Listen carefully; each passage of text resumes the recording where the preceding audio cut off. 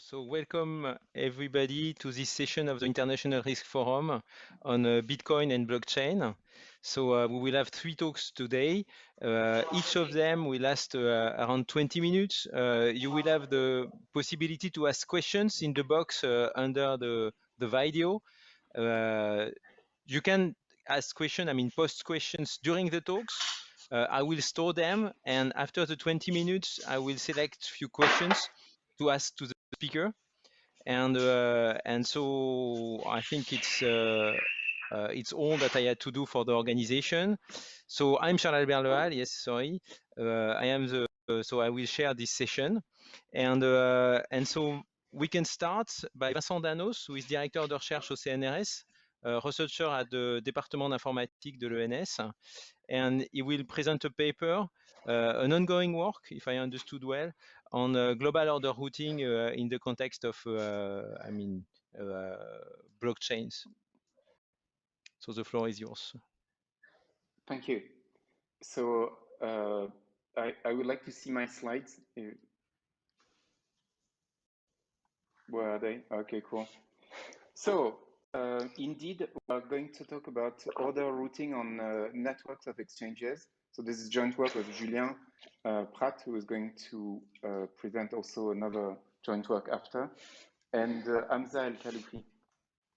Next slide, please.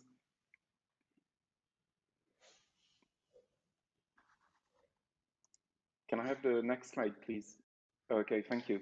So because this is happening in some territory of finance, which is new, which is called decentralized finance, I will start by discussing a little bit what decentralized finance is.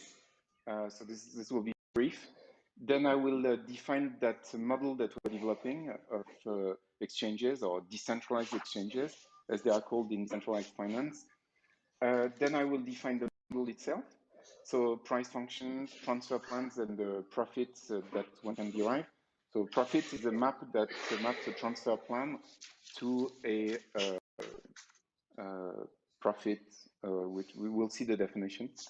And then I will finally get to what this is really about, which is a formal definition of what it means to route optimally orders and to arbitrage the network.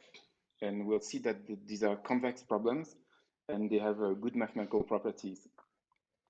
Then I will narrow down those problems to convex subproblems, which are easier, more tractable, like routing on a set of independent paths in that same network, and cyclic arbitrage. So we'll have 2 subproblems, which are much simpler than the bigger problem, inherit the good properties, so unicity of solutions, and can be amenable to easy calculations. And then I will specialize further and use what's called the Uniswap price function, which is a dominant form of price functions in decentralized finance. And in that case, things are so simple algebraically that we can derive closed formulas for the problems before. And I will finish with something that is more here so it's an application of what we've done, the problems we addressed, but it's also a way to make you think about what we call, or what people in general call, composability in decentralized finance. So the ability to plug together the little Lego bricks of decentralized finance to achieve new effects. Next slide, please. So decentralized finance. So some assets, they're called tokens or ERC20s. So I refer you to the next talk to understand what their value is made of.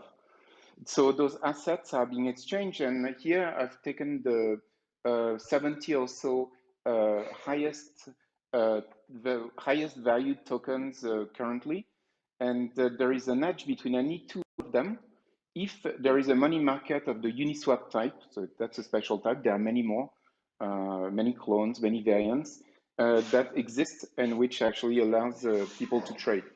So what we see is that this is a very thick, like a jungle of potential exchanges. Maybe it looks a bit like the foreign exchange networks of traditional finance, but this density, and I think today, just in the Uniswap model, there's about 20,000 such money markets. That density that cries out for understanding the growth of it. And the growth of it follows essentially from the fact that there is no barrier, neither technological nor economical or legal. Like everyone can step in, define its own money market, and maybe liquidity will come. And the matching or match engines that are hiding in all of these markets are mostly at the moment automated money market makers, as they are called, which are really simple forms of matchings that are simpler than what we see in limit order books, for example. And like I said, apart from free entry and the fact that everything is mediated by smart contracts, so there's no custody in that sense, what's remarkable about the system is composability, and I will return to that. Next slide, please.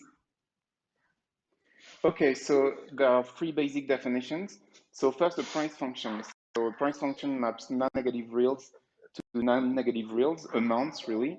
And the idea is that it will tell you if you input a certain amount of some token A, how much of the token B you will receive in return. So there are very reasonable axioms about those functions. If you put 0, you get 0. It's monotonically increasing because if you put more, you get more. You get less more as you input more, so that's concave. And I will use strictly concave here, although that's not always true. And bounded and continuous. So bounded refers to the fact, and we use it for the existence theorem, to the fact that the total money mass that's actually present in the system is bounded. So now this is one price function, and what's an exchange network? It's essentially this large graph that we've seen, and in which you have attached to every edge one particular price function that will say how you can trade from the source to the target of that edge. So there are nodes that model tokens, there are edges that model money markets, and there's a direction which we'll see we use in the formulation of the problem, and then there's a family of price functions which spell out completely the rules of the game. And so these are the problems we are going to solve have no temporal aspect. So it's purely spot problems if you're in the vocabulary of finance. There's no time aspect. So now what's a plan or a transfer plan? It's a map that maps every edge with its direction to a number which says how much of the corresponding source token you're ready to spend and inject in that edge to obtain the output token. So every edge goes from an A to a B, and the plan will tell me how much I put in the AB edge in that direction. And we said that the support of that plan is the set of edges, naturally, where you actually inject some non-zero amount. So now once you have put these two definitions together, you can define the profit map, which maps the vector space index or the cone index by edges to the cone index by nodes, tokens. And what does it say? This map says for a given plan, how much of token A, for every A, you get as the outcome of executing your plan. So there are two components. There's what you receive, psi plus, and what you spend, psi minus. So let's look at psi plus, for example. So you look at every edge that points to A, you evaluate this at A, and you look at how much you have put in the source, that's tau of E, and then you feed this into the price function, and that's the amount of A that you obtain along that edge. And then you sum this up, and you get the total amount of A you get. But you also spend A, and that's prime minus, and it's even simpler to define. And so the basic remark is that that function is concave, and strictly concave if the component price functions are, and the support is full. So this is what we're going to use. Next slide, please.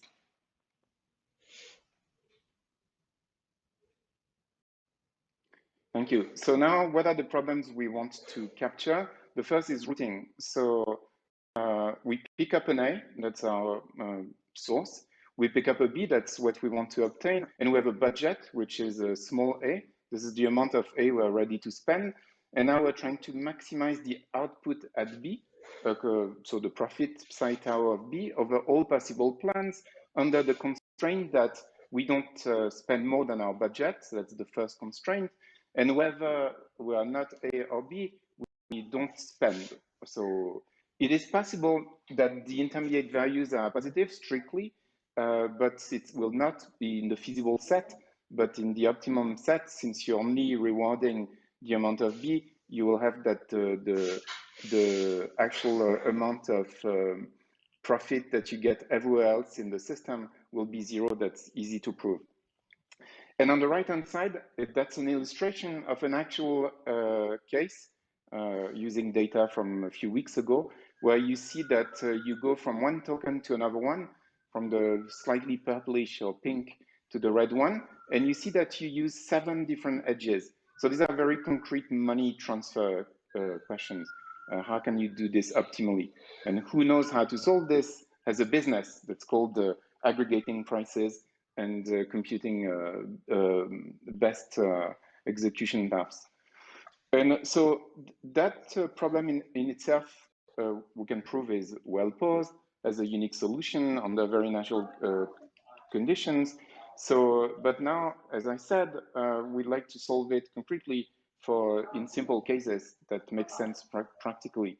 So this is the sub-problem, which we show is actually, this is actually an alternative formulation of something which is obviously a sub-problem.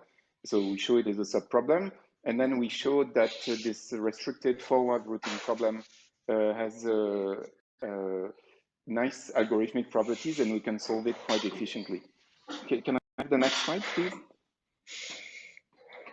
Thank you. So that's another, that's the dissection of an optimal transfer plan, which takes you from the native cryptocurrency of Ethereum, ETH, to DAI, which is a stable coin. And so what there is to remark here is that because the volume of the order is quite high, which I think when we computed this, it was 100 ethers, so something like to the order of $1 million USD in value. Then you have to split to be optimal, you have to split your order among many paths. And maybe unsurprisingly, you have to go through not just shortest paths, but paths that are sometimes longer. Next slide, please. Okay, so once you've done this, it's easy to move on to arbitrage. And so arbitrage is the same type of problem, really.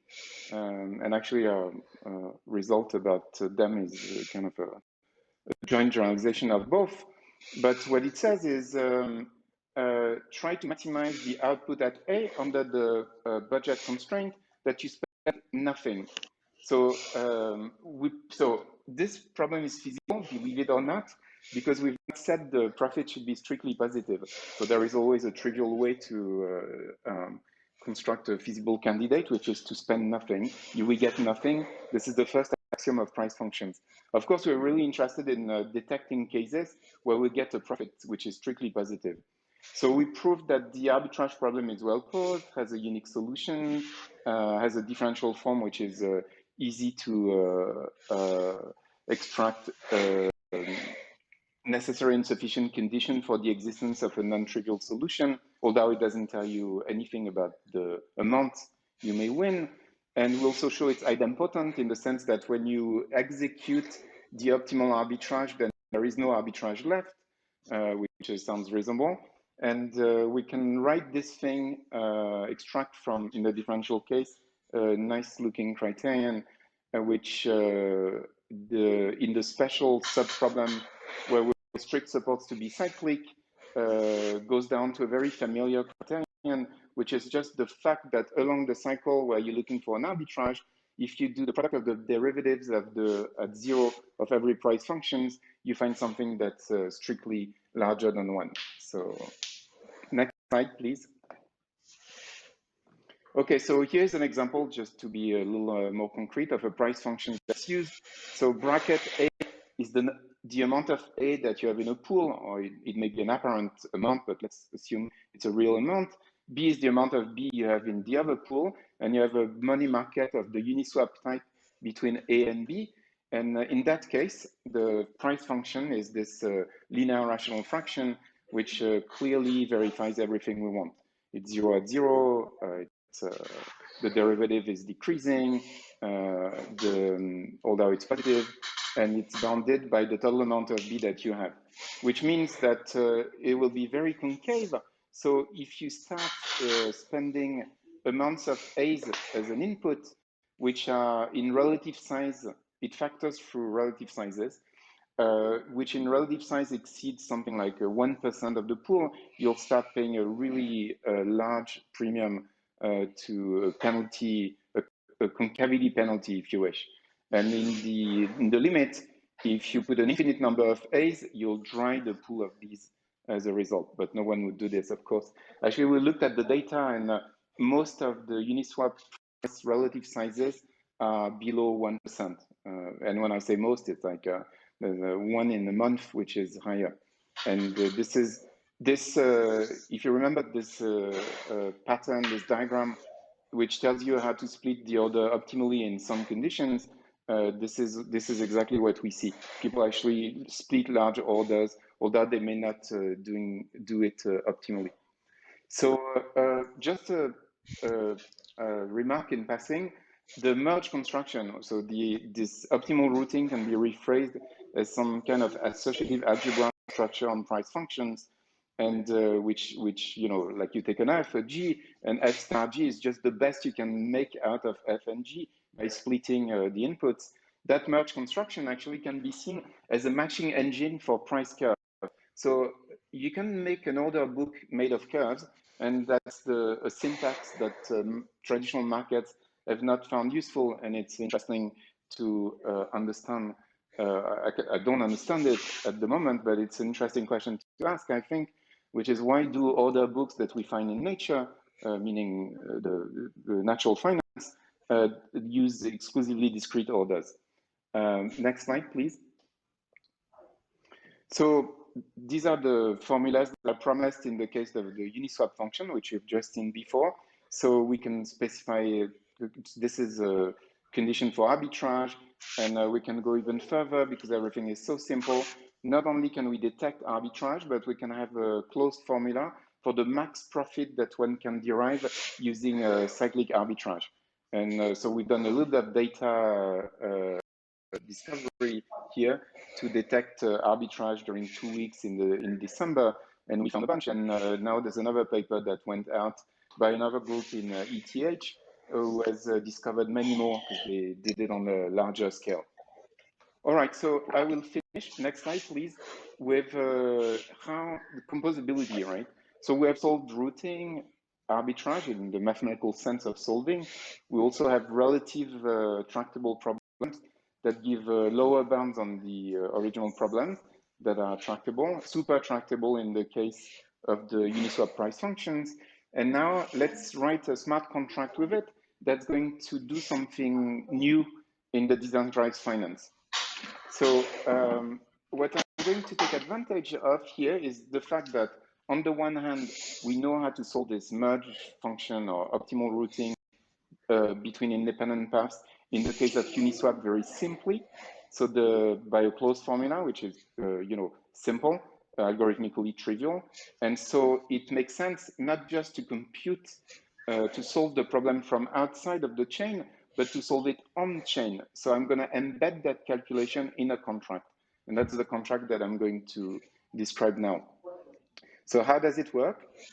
I'm going to take advantage of a second thing, which is that Uniswap has been cloned and is now something called SushiSwap, and they have a lot of money markets in common. So now I take the independent optimal routing problem, and I specialize it to two parallel edges between the same A and the same B, one coming from Uniswap and one coming from SushiSwap. So they are the same format of price function, but their price state machine may be in different states. Their gammas, the fees, and the total amount of A's, the liquidities in their pools, so to speak, can be different. So they are not identical. They have identical mechanics, if you wish. So now what's the embedded optimal order routing contract going to do? You, the caller, are going to send a certain amount of A, let's say X, and then you'll give a recipient address where you want the B's to be collected. You'll give a threshold to protect yourself against operational expenses induced by the fact that you should split because on a blockchain, every time you do something a bit more complex, you have to pay more. It's a complicated problem. And so this is how you handle it. And then the contract will receive your amount, will call the current state of the both edges that are in competition, compute the optimal convex combination of, or the optimal split of the order according to the closed formula, look at the output. If the output is good enough for the taker, it will execute, else it will just revert, and the taker, so the person who sent that order, will be none the wiser, and he or she will have paid the gas-related expenses or the operational expenses it's called gas in the jargon. And so the fact that we can do this is, first of all, we can aggregate on-chain. So that's really interesting if you know blockchain, because it means your optimal computation is exact. It doesn't suffer from asynchrony and front-running and back-running problems that we see everywhere. But more to the point, so it exploits that particular instance of our independent routing problem that I've shown, because we need to find that closed formula and we have it. But more to the point, it illustrates, I think, in an interesting manner what's so special about this system of finance, where all smart contracts can talk to each other in one language, one protocol that allows to compose them. And with that, I finish, and I thank you for your attention. Okay, so thank you very much, Vincent. So I do not see any question, but I've got some. So Please. but if you are listening to this session, please do not hesitate to post questions in the box under the video, and I will receive them and I will ask them. But in between, so thank you for this very interesting talk. I discovered a lot about how all these kind of arbitrage are working, and I see a lot of commonalities with what we've got on financial markets. And I would say that, for instance, we've got also things like implicit quotes that are exactly like the smart contracts that you are describing. The fact that, in fact, the matching engine are themselves computing arbitrage, I mean, triangular arbitrage, and offering liquidity. And then they take care themselves about providing liquidity. But I have a question about the temporal aspect, because I'm not sure that I understood perfectly if the picture that you've got and to collect all the numbers and all the liquidities that are needed to compute your optimal arbitrage. I mean, the time to collect all these numbers, if really once you finish the computation, the liquidity is there again, and you've got time. Is there any latency issue in operationally putting that in place? No, absolutely. So there are huge problems. So there's this inter-block time on Ethereum, which is one new block every 12 seconds. So what you have to do if you want to have your optimizer in the loop, you have to read up the last block quickly, recompute the state of the entire network, then solve your problem, formulate the set of transactions that you want to send. So that's the concrete counterpart to what I call the transfer plan.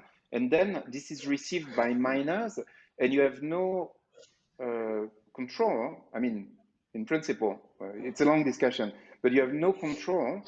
You can, well, okay, let me simplify. You have no control on the time at which they will be inserted in the block, the next block.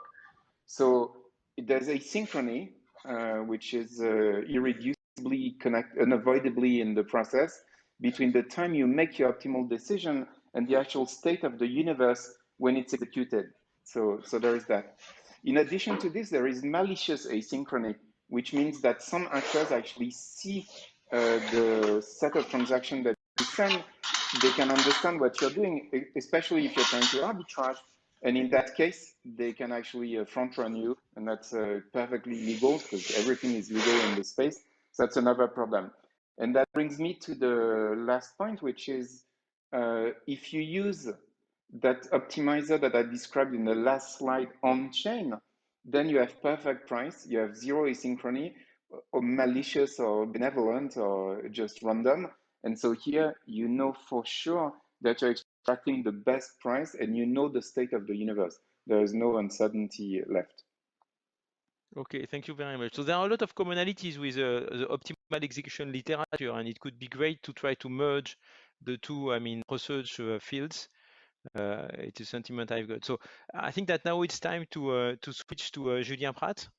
Julien Prat's talk. So Julien is director de recherche au CNRS, researcher at the CREST, and he's leading the share of blockchain and B2B platforms between Capgemini and École Polytechnique. And so he will present a paper deducing from agent decisions to trade and use utility token their fundamental price. So Julien, the screen is yours. Hello, do you hear me? Yes. Yes, great. Okay, thanks a lot for the invitation, and thanks to anyone who is attending the talk. So this paper is about crypto asset, but it's not about Bitcoin or cryptocurrencies. Instead, what we study is utility tokens. Can you move on to the next slide, please? So browsing the web, I was very surprised to find that there is already a definition of utility token in the Merriam-Webster dictionary. As you can see, according to the Merriam-Webster dictionary, a utility token is a digital token that is issued in order to fund development of the cryptocurrency, and that can be later used to purchase a good or service offered by the issuer of the cryptocurrency. Now, I have to say that this definition is a bit overcomplicated. In a nutshell, a utility token is simply a digital unit that provides access to an online product or service. You want to use some services, and the only way you can buy them or access them is by using a specific utility token. And so it does not have necessarily to be linked to a cryptocurrency, and I will provide examples of that effect later on. It is true, however, that as stated in below the definition in the example, utility tokens have been mostly used as a vehicle to raise funds for new projects. Now, as of today, I would say that the jury is still out on whether utility tokens are a good, viable means of fundraising. There was a 2017 bubble with the ICO craze where people were issuing utility tokens left and right, and the valuation were pretty high. But since then, the market has really cooled down. And our diagnosis of this teasing problem for the utility token market is that we don't have yet a very clear framework to price them. So can you go to the next slide? The challenge is that tokens are like equity because there is no risk of bankruptcy, and they're also like debt because they do not entail control dilution. And this hybrid nature is such that they cannot be priced using off-the-shelf techniques. They are really new objects. Next slide. So what we will do in this paper, what we do in this paper and what I will do in this presentation is sidestep corporate finance issue to focus only on the pricing problem. And what I will show is a valuation framework that is based on fundamentals. More precisely, a dynamic model that relates the price of token to observable statistics such as the share of tokens held by active users and the velocity of circulation of tokens. Next slide. Currently, crypto investors do not really have a properly micro-funded model, as far as I know, a properly micro-funded model to price utility tokens. They really rely on ad hoc pricing formulas that are based on the quantity theory of money, MV equal PQ. But this is really problematic because in MV equal PQ, you have two endogenous variables and only one equation, essentially the velocity of circulation and the price. So you cannot really use it to derive the fundamental price. You just have to fix one of the endogenous variables. So what we do in this paper is we take a fully micro-funded route and derive the value of token from fundamentals using the token in advance constraint, what we call the token in advance constraint. And I will come back to that later on. A side product of our analysis is that the model endogenizes the velocity of circulation, so the speed at which tokens are exchanged.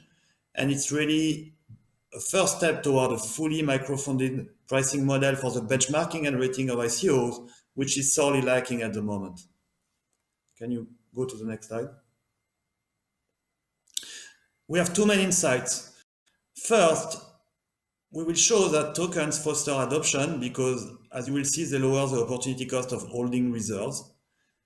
And the second insight, which is more new and I think also more surprising, at least to me it was, is that using token sales will induce excess price volatility of the tokens during the adoption phase. But this excess price volatility of the token price is actually a mean to incentivize investors to buy the token. And in that respect, our model rationalizes the two most puzzling features of the utility token market. So if you look at this market, you notice two things. First, the prices are pretty high compared to adoption. And second, they fluctuate a lot. And to many observers, these two phenomena are usually interpreted as symptoms of excessive speculation, right? A lot of volatility, very high price, it looks like a bubble. And of course, there is probably some truth to that. It's a very speculative market. What we will show is that even a fully micro-funded model tells you that actually high price and high volatility are completely rational. So the market may not be as speculative or as irrational as one may think. And that's maybe the positive conclusion that one can draw from our analysis. So now that's my introduction. So can you move to the next slide? Can you again one more slide? I don't have. In the interest of time, I will skip the related literature. So let me get directly to the setup. It's very simple. We have two markets. A good market where tokens are exchanged against the platform's output, and a financial market where tokens are bought using fiat money, so dollar or euros. We are thinking about a decentralized framework because tokens are mostly used in blockchain environment, but they can be used in a centralized platform. And for instance, Ethereum is thinking about it. Sorry, not Ethereum. Facebook is thinking about it. Now they have been talking about tokens. They have not launched them yet, but they could. Now, what we will have is that we will have contributors that, since we are in a decentralized world, we will have contributors that will supply some output as a function of the price in fiat value of the payment in tokens. So the contributors, we can think of them as miners. They don't really care about the token itself. They care about the value of the token in the main currency. Can you move to the next slide? Now let's look more precisely at the timing and from the user's perspective. Each user at each period will need the service with the probability lambda in 0, 1. So what you see below is the utility function of a user, U calligraphic, of C, which is the amount of services consumed, and D, which is a dummy variable, which takes value 0 or 1, and I index the users. So with probability with probability lambda, the user will need the services, and D will be equal to 1, and with the complementary probability, 1 minus lambda, D will be equal to 0, and the user will not need the service in the current period. If we look at the timing of the period, which is described below in the arrow, at the beginning of the period, the shock D is revealed, and the user knows whether he wants to use the services or not. This is the good market. So the good market opens at the beginning of the period. Then the service is used, and then the good market closes, and the financial market opens, and users are able to buy tokens, exchange them on the spot, refill their position, increase their position, sell their token if they wish to. And then we move to the next period, T+1, where the shock is revealed again, and we start again. Now, what is crucial is that, as you can see, in T+1, you come in T+1 with the tokens reserve you had bought in period T, right? So if you don't have enough token at the beginning of T+1 compared to what you want to buy, it's too bad, it's too late. So that's in that sense that we talk about token in advance constraint, okay? You have to refill your position before you need to use the token, and you cannot react on the spot. Otherwise, you will not hold any token. Next slide, please. So to summarize, the problem of the agent depends on the amount of token holding, the probability at which the service is needed, the interest rate, its utility function, and the price of the token. Here you have the utility flow. So since I don't have much time, I will really speed up, but and you can look at the paper for more details. So what the users do is maximize his token holding, M, which is positive, and then with probability lambda, he will need the services, and then he will choose his consumption. But notice that the consumption, so the second max operator, the consumption is between 0 and MPT+1, because, and this is exactly the token in advance constraint, you are constrained by how much token you had you carry from the previous period. You cannot consume more than m times the price of the token in the current period, right? If you consume less, you have some token left, and that's the remaining term in the curly brackets. And with the probability 1 minus lambda, you can resell all the token because you have used none of them. Not also that you have to subtract the opportunity cost 1 plus r times mpt, because if you didn't have token, instead you could have invested them at the interest rate r. Next slide, please. So, okay, here, let's skip this slide. I don't have the time. Let's move on. Next slide, please. Now you can show that given that there is no uncertainty about the size of the shock, you don't know if you're going to need the service, but if you need it, you know how much you will need of it. You will minimize your token holdings, which simplifies the problem. And in the end, you can show that the optimal amount of token that you want to hold, m star, the second equation, satisfies this pricing equation. So the price of the token is made of two components, the capital gain, because when you hold tokens, this token may increase in price, right? And this has value. This is the financial gain that you will make on the token. So this increases the price of the value of holding the token today. And on top of it, you have a positive convenience yield in the sense that the utility of the marginal token when you consume it is higher than its price, right? So that's really what you will earn, what you will gain in utility when you use the service. And this occurs at the probability lambda. So this is why lambda is inside the convenience yield. The bottom line is we have a very standard equation for the pricing equation, capital gain plus convenience yield. Can you go to the next slide, please? Now we can look at this equation and look at the steady state when the price is constant. And we get this equation at the bottom. And what you see from this equation is that the token mass is neutral. So it's the neutrality of money, meaning that if you create, so I did not define it, big M is how much token are created. And we assume that the number of tokens which are created is fixed once and for all. This is true in many token cells, not all of them. It's a kind of realistic assumption, but it simplifies the analysis a lot for us. So what we have in the equation at the bottom is that if you sell 2 times more tokens, so you multiply big M by 2, the price is divided by 2. So it's really neutral. The amount of tokens that you issue doesn't have any real effect. Can you go to the next slide? Now, here was a very simple model where I looked at the steady state. Now we want to look at the dynamic of the problem. And so what we do, we introduce a demand shifter Z, which captures technological progress. So when Z is higher, you have higher utility from using the services, maybe better user experience, better user interface, more efficient services. And we assume that Z follow the geometric Brownian motion. Now I have to say that this is not a fundamental assumption. You could do our model with different stochastic processes, it's just convenient. Again, since it's very short, I'm going to skip, but the two equations below are just translating in continuous time what we have seen in discrete time in the previous slide. Can you change slide, please? Since we want to capture dynamic adoption, we have to assume that users are heterogeneous, because if all users are the same, they either all use the services or none of them use the services. What we want is gradual adoption. So we assume that users have different technological proficiency, chi of I for user I, which is drawn from the distribution G. And so the higher your proficiency, the lower the cost of accessing the platform. And this enter as a fixed cost. So you will use the platform when your return V, the function V, is higher than K, 1 divided by Chi, because remember, Chi is your proficiency. So the higher it is, the lower your fixed cost of using the platform. And from this, we can derive the user base. So what you see is that the user base, so the number of users, big N, that's just the number of users. It depends on two things.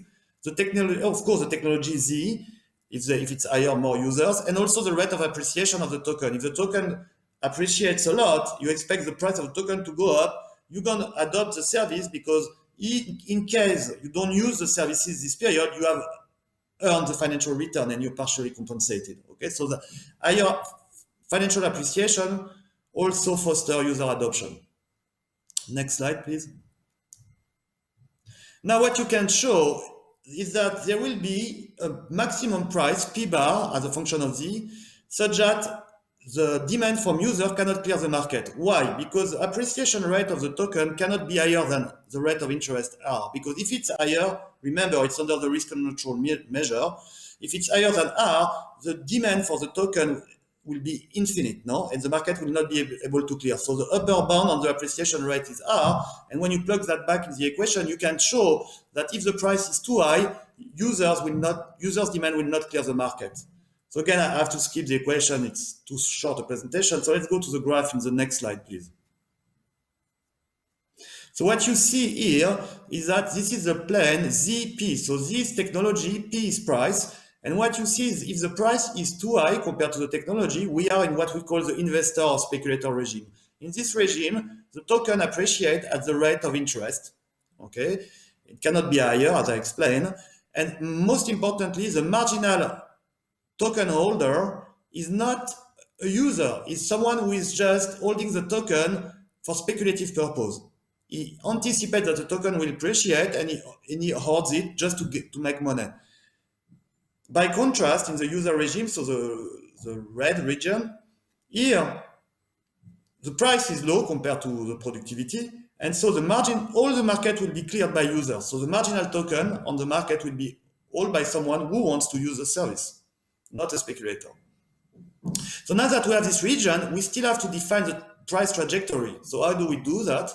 Can we go to the next slide, please?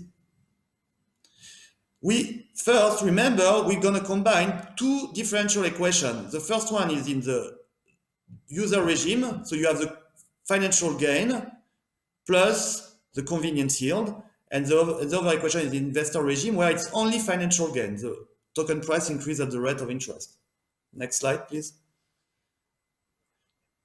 What we can do now is replace our geometric Brownian motion assumption and replace P dot by the Ito's lemma formula, which is here Z times mu P prime plus Z sigma squared divided by 2 pi P second derivative of P. So that's P dot. We replace it and now we have a second order ODE. It's a bit complicated because it's a piecewise second order ODE depending on which regime you are, either investor or user, but you can solve it. And the only thing you need are two boundary conditions, and they are given in this proposition. The first one is when the technology is at 0, given it's a geometric Brownian motion, 0 is an absorbing state. You will never leave 0. The price has to be 0 because the technology is 0 and will never leave that state. And what we can show is when Z goes to infinity, we can actually solve for the price function in closed form because we know that the market clears and everybody uses the services. So that's the limit at infinity. So we use a shooting algorithm and we can find the price function that solves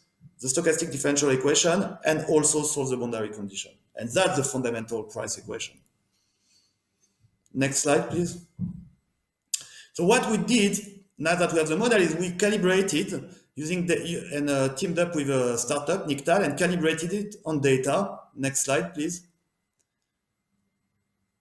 We looked at Maker token. Again, I don't have time to explain, but Maker is a token of a decentralized protocol that generates stable coins on Ethereum. Okay, that's all I can say. If I had to explain, it would take me 10 minutes. And we look at this token, and what we did is we infer the share of user by looking at the behavior of the wallet. Essentially, the wallet where the reserve moved, but not too much. We assume that we classified them as users.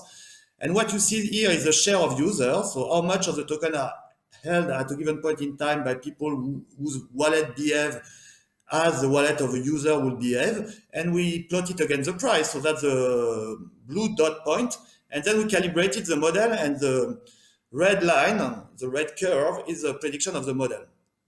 Okay, so what you can see here is the model can fit more or less the data. Of course, they also have speculation in the data, so we cannot fit everything. Next slide, please.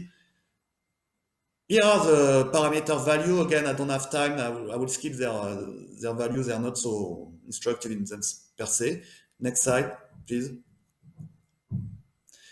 Now, using this calibrated value, we can simulate the price that is predicted by our model and look at it. So what you see here is the token price. So at the beginning, it's in the investor regime, and when the technology gets to the blue dotted line, vertical line, we will enter the user regime. So where all the tokens are held by user.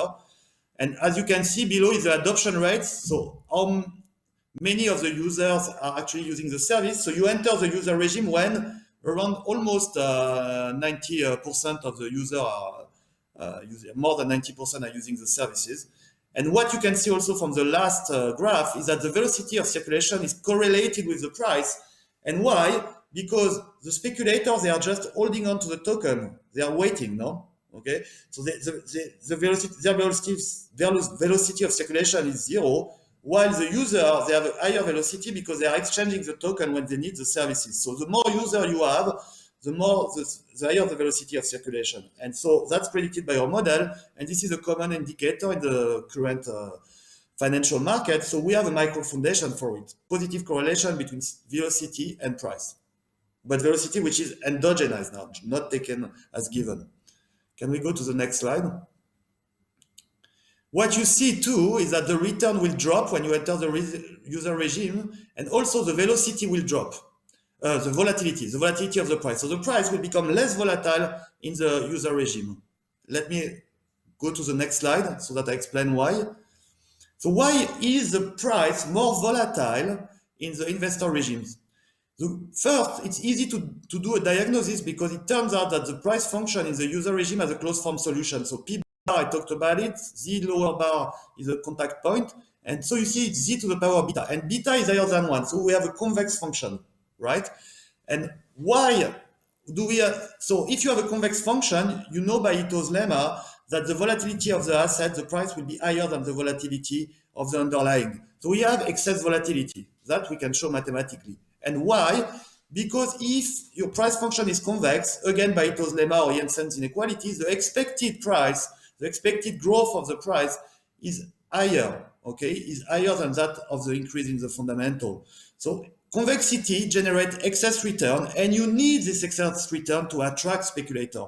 So the main insight of the model is that you do see that token prices are very volatile because this volatility generates excess return, and you need them to attract the speculators. Can I go to the next slide? So I don't have time. So, and this is a slide that shows that it's also foster adoption. Next slide. I want to say two last things. So our paper is related to a paper by Kwong and al, but this paper is different because they use money in the utility function or token in the utility function, and we use token in advance. And for those who are familiar with the theory of money, these are the two main micro foundations. The difference that, so they are complementary, but the difference is that we have an investor regime and they don't. Can I go to the next slide? I see that I have 10 seconds to conclude.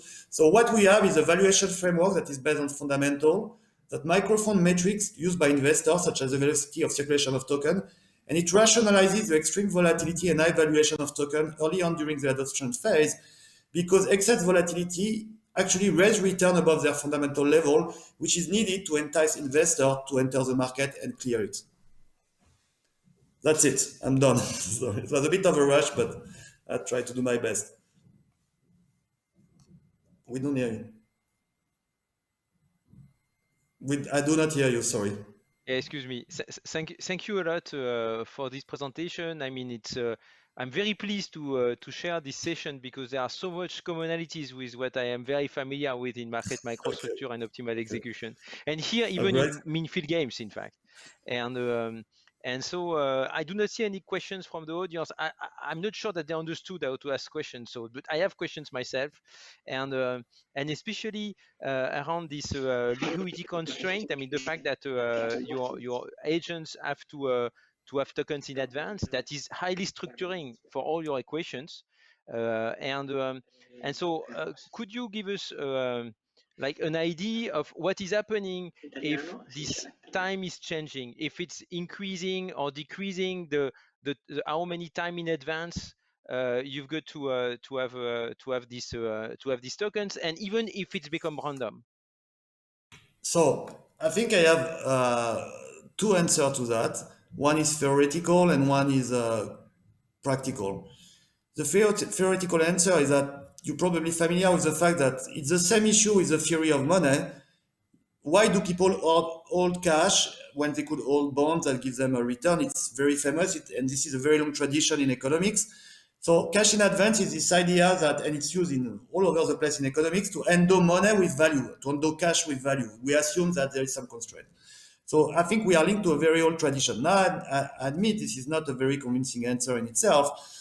And so, but I believe that it applies very well to blockchain ecosystem, because actually what they are doing, they are hardwiring constraints so that it's difficult to respond to a liquidity shock. And so they are making it more costly to buy the services. So what I want to say is that you cannot buy the services directly with fiat, you have to get the token. So they are making it complicated, and they ensure that there is actually a token in advance constraint so that the token has value. Now, practically, let me give you an example that goes beyond this broad discussion. Imagine that you have a smart contract. And imagine that this smart contract is running the algorithm that Vincent has described. It's a routing, and when he sees an opportunity, he has to be triggered. But to be triggered, this smart contract needs some Ether if you are running on Ethereum. Now imagine you don't want to load your smart contract with Ether because you're stingy. No, you want to not put your money. So you wait and you say, I'm going to get the money only when I need it. First, there is two things that are going to happen. If you want to get it on the fly, you will have a big transaction cost of around 1-2%. That's what we measure on the market. And second, it's probably going to be too late. Because the time you get your money in the smart contract and the time you trigger it, it's probably gone. So what you have to do, most smart contracts are preloaded because they have to respond directly when they see the opportunity. You see what I'm saying? Yes, yes. It's a question I'm discussing with the central banks, because if you do that for future contracts, for instance, in finance, it will require a lot of pre-financing and increase the overall cost of intermediation. So it's a So big then question. I think we can talk about it because we think there is way to leverage, but that's exactly at the very naive level. It's internet, so it's not, you cannot wait 0.1 second, no? It's not like I'm gonna go to the cashier, come back. It doesn't work like this because the time you refill your smart contract, someone has moved in, no? So in that sense, you have, and this is what we observe. These smart contracts are loaded with cash to execute, with tokens to be executable on the spot. I hope it answers your question. I mean. Yes, yes. Thank you very much. It's very, very interesting. So now it's time to switch to the last presentation. Last but not least, Martina Fraccini is a PhD candidate at HEC Lausanne, and in the Swiss Financial Institute, if I'm correct. And so she will present a paper on potential reduction in bank deposits that follow the introduction of the central bank digital currency. So Martina, the floor is yours, and the screen is yours. Good afternoon. Thank you for the introduction. So today I'm going to present a paper that I wrote with my colleagues Luciano and Tamaro. And the title of the paper is Central Bank Digital Currency and Balance Sheet Policy. So before starting, I would like to define what we intend for CBDC. Next slide, please. So we take the same definition as the Bank of International Settlement, for which a central bank digital currency is a digital payment instrument denominated in the national unit of account that is a direct liability of the central bank. This paper, we are focusing on the retail CBDC, and we don't deal with wholesale central bank digital currency. Next slide, please. So with the introduction of a retail CBDC, the central bank is going to have new liabilities on its balance sheet. The first question that comes to mind is what the central bank is going to do on the asset side of its balance sheet, and in particular, if it's going to hold anything against these new CBDC deposits. So we think that the central bank could decide to either hold treasuries or risky securities against CBDC deposits. But if this is the case, what are the economic consequences of this decision? And how do these holdings interact with the current monetary policy regime? Next slide, please. Next slide. Thank you. So if we take a look worldwide right now, there are a lot of countries that are actually thinking about introducing a retail CBDC. So in this context, it's important to know how different designs are going to affect the current economy. Next slide. So we take two main assumptions that are in line with the current working hypothesis in most of the projects, and in particular, they are in line with the ones that were presented by the European Central Bank in a report published in October last year. So in our setting, we assume that the central bank does hold assets against CBDC deposits. And next slide, please. These CBDC deposits are remunerated. Next slide. So before going deeper into the model, let me give you a quick overview of our main results. The first important finding is that current monetary policy regimes do matter for CBDC equilibrium effects.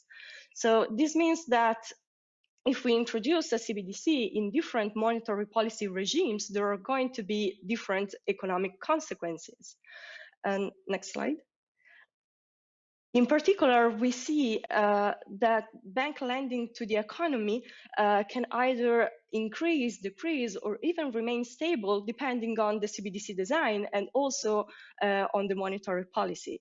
And sorry, next slide. Finally, we also find that there is a trade-off between the bank lending to the economy and the taxes, as for example, holding risky securities against CBDC deposits can lead to lower expected taxes on one end, but also lower bank lending on the other. So let's now take a look at the model. So next slide, please. In our model, we introduced a one-tier interest-bearing CBDC in a banking model that were presented in McGill, Kinsey, and Rocher. Next slide. So we describe a discrete time model into periods in which we have 5 representative actors. Next slide. So there are 3 types of agents: depositor, cash pools, and investors. They all receive an initial endowment, and they act as consumers, maximizing their utility. Next slide. Then we have a commercial bank that is the only actor that can perform risk and maturity transformation. So it means that the commercial bank is going to borrow short, safe deposits and lend long, risky loans to entrepreneurs. Next slide.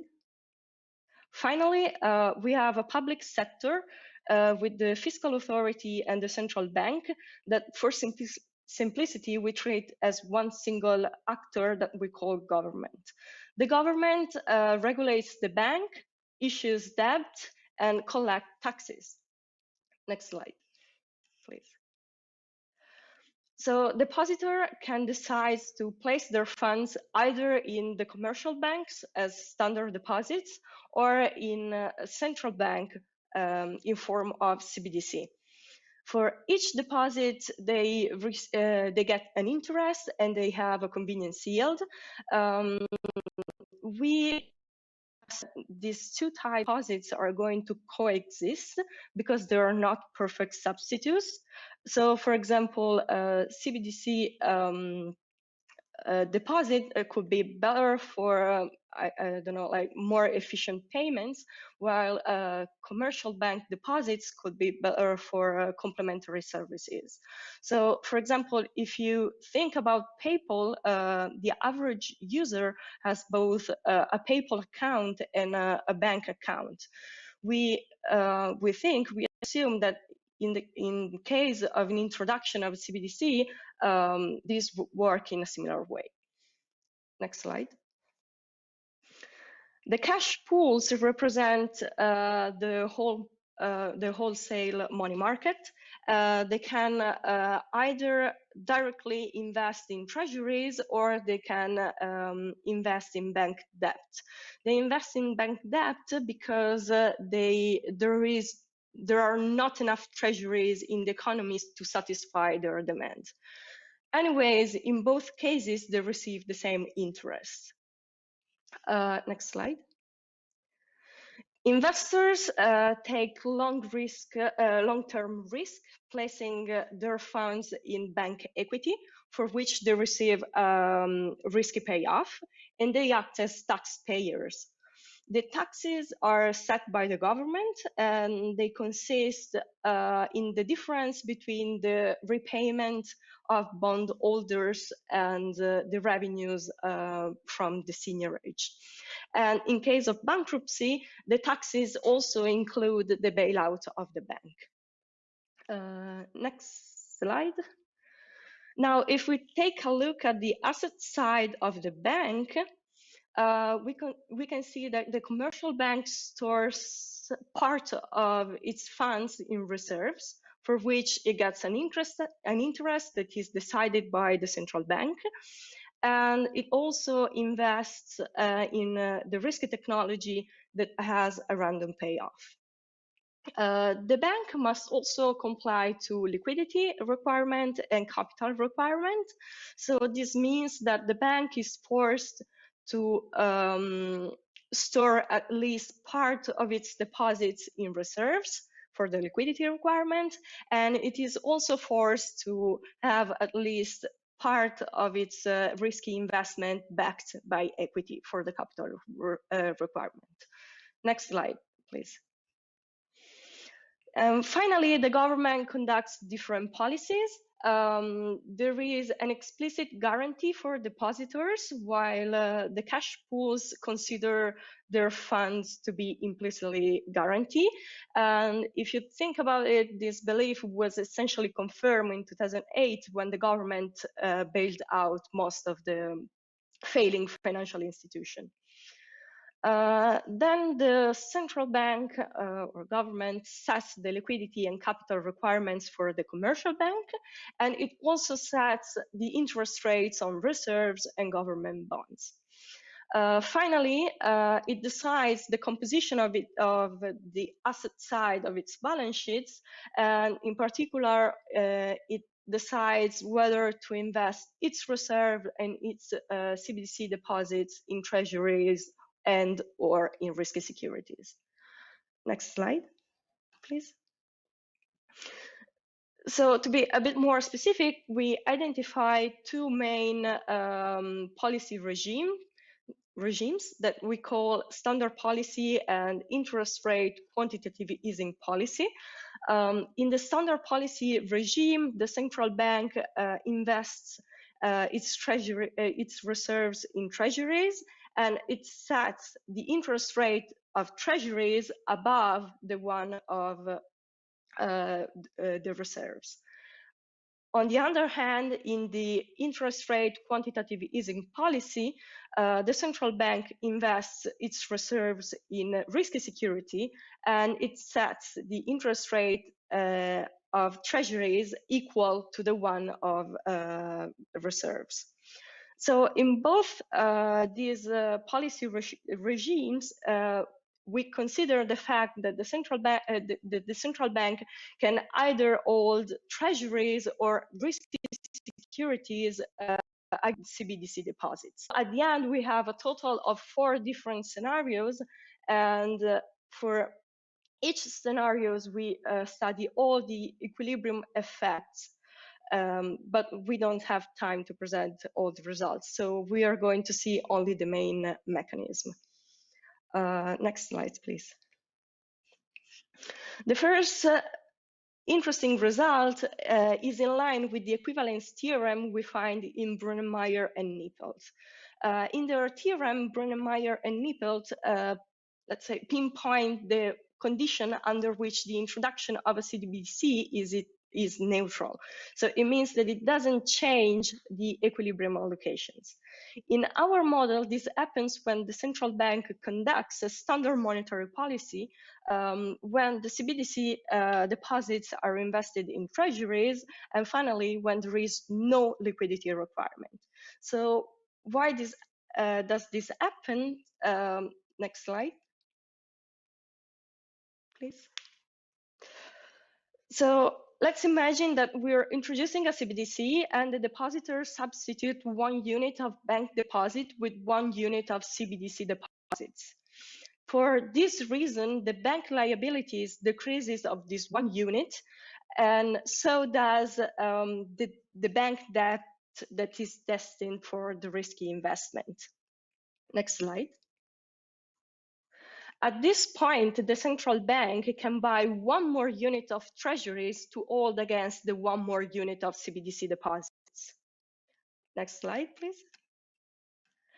So this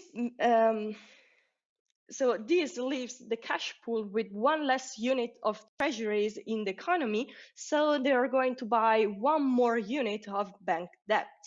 So there is, let's say, a new funding from cash pools to the bank.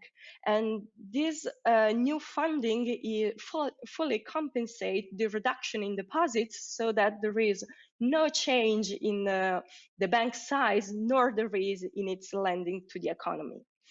However, we noticed that once we introduce the liquidity requirement or we have any holdings in risky assets, this equivalence doesn't hold anymore. Next slide, please. So, for example, if we keep, as before, the CBDC deposits invested in treasuries and we keep a standard policy regime, but right now we introduce a liquidity requirement, we notice that the bank lending to the economy still doesn't change, but now we have a decrease in the bank size. So this happens because, next slide, please. As before, the depositors substitute 1 unit of bank deposits with 1 of CBDC deposits, but right now we have the liquidity requirement. So the liquidity requirement forces the bank to store at least a portion delta of deposits in reserves. So next slide. So what happens is that a 1 unit decrease in deposits corresponds a reduction of delta in bank reserves. So you can notice that right now also the asset side of the bank is decreasing by delta and the liability side is decreasing by 1. But because of this mechanism, the total debt that is destined for the investment decreases only by 1 minus delta. So next slide, please.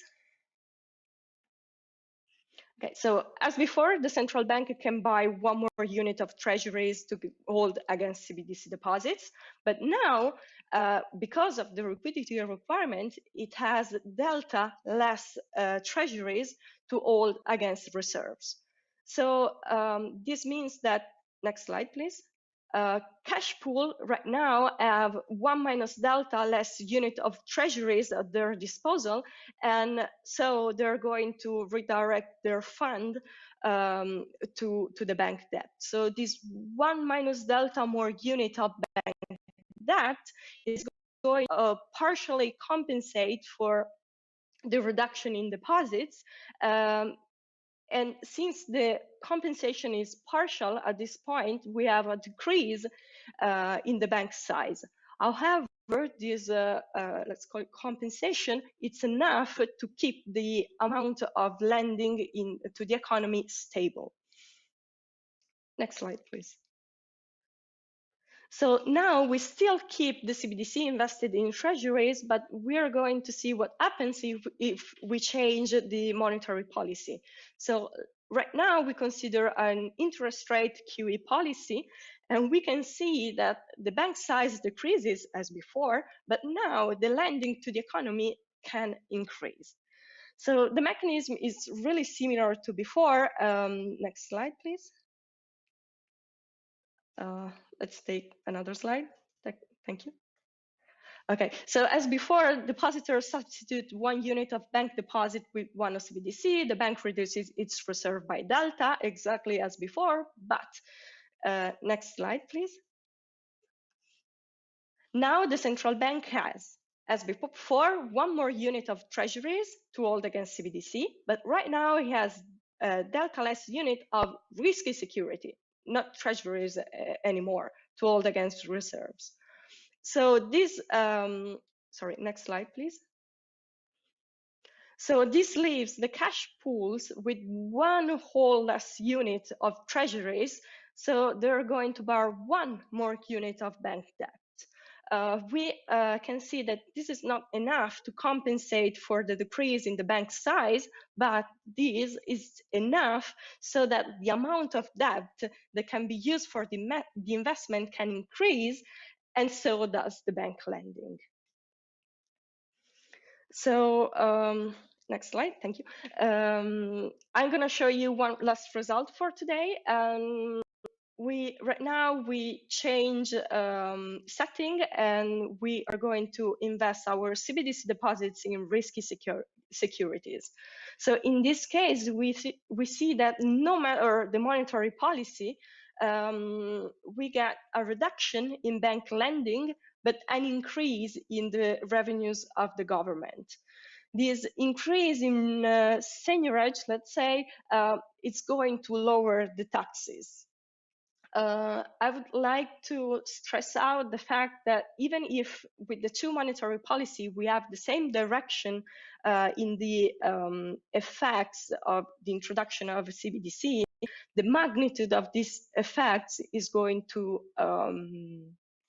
be different with the two baseline monetary policy. So next slide, please. Finally, let me recap the main finding. The first that I personally think it's really important is that when designing a CBDC, it's important to remember that the current monetary policy regime matters for CBDC equilibrium effect. So different CBDC designs are going to have different economic consequences. And next slide, please. And in particular, we see that with the introduction of CBDC invested in treasuries, the bank lending to the economy can increase under an interest rate quantitative easing monetary policy, while it could be neutral under a standard regime. And finally, next slide, please. Finally, we can see that when we introduce CBDC invested in risky securities, we find a trade-off between bank lending and taxes, because the introduction of the CBDC leads to lower expected taxes, but on the other hand, it leads also to a lower bank lending to the economy. So this is it. Thank you a lot for your attention, and free for questions. Okay, so thank you very much, Martina. It was very interesting. So again, I do not see any questions from the audience, so I hope that we are not alone, the four of us. But I have questions. I think myself. that at least my co-authors are listening. Yes, exactly. So we are four at least, and I've got some questions, and especially to try to understand what is the root of this difference of having a CBDC or not in the system. Tell me, correct me if I'm wrong, but it seems that there is like an asymmetry between CBDC and the other, investment vehicle, I would say, in your models. That is that cash pools, so cash owners, they do not have any incentive to invest or to put anything in CBDC. So is it the root of all the asymmetry in the models? So this is like the main assumption. This comes from the definition of CBDC. We assume that the CBDC is a direct liability of central bank. So this is the main difference that a retail CBDC is going to introduce in the economy. And this investment vehicle is destined only to depositors. So a cash pool, even with the introduction of CBDC, remains with a choice between treasuries and bank debt. So they're going to be affected only indirectly. Exactly. So it is. So do you think that it would be possible, or even it would be a good idea for central banks, if they issue CBDC, to find a way that cash pools are investing in CBDC because all the asymmetry comes from this reason. They could offer a yield or something. Yeah, so I actually don't know. I've never think about that.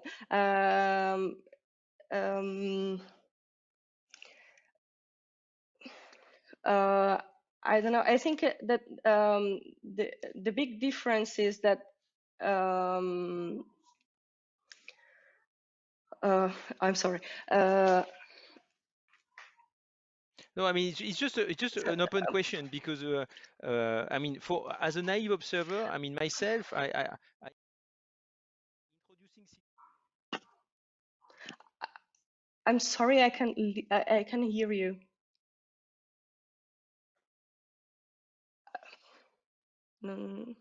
Hear me at all?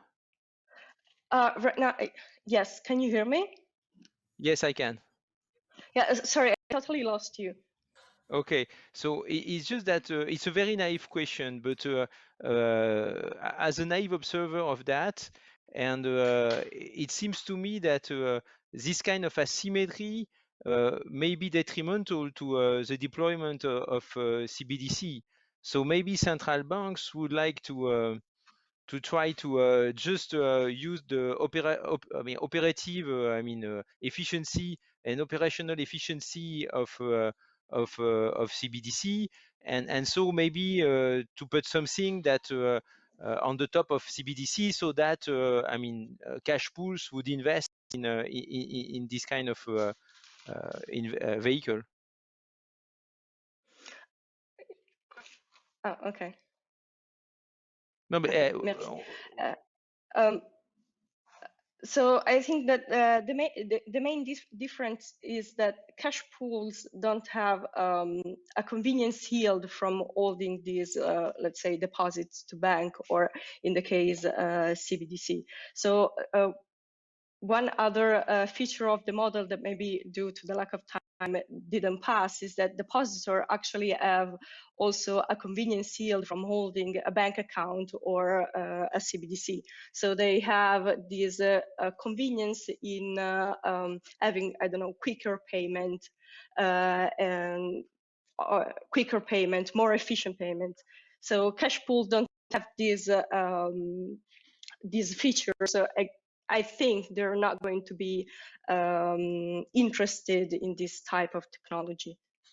Okay, so thank you very much, and thank you again for, to all the speakers, and so I think it's time to close this session, and see you soon in person, I hope, in a few months. Thanks. I'm not sure you're hearing us, but thank you. Yes, we are. Yeah. Okay, cool. Thank you a lot. Nice to meet you. Have a nice day. Bye. Bye-bye.